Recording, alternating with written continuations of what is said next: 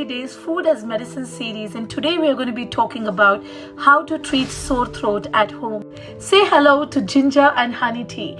Ginger is basically anti-inflammatory in properties and honey basically soothes your throat. How to make it?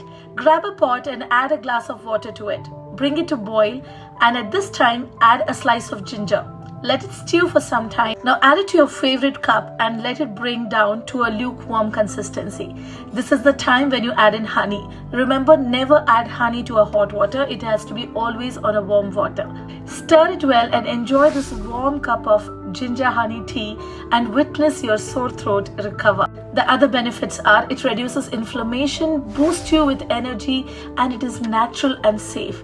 Trust me, there is always an alternative in the nature that can help you heal your body. So let's decide to live a medicine-free life and embrace nature to heal our body. Did you find this useful?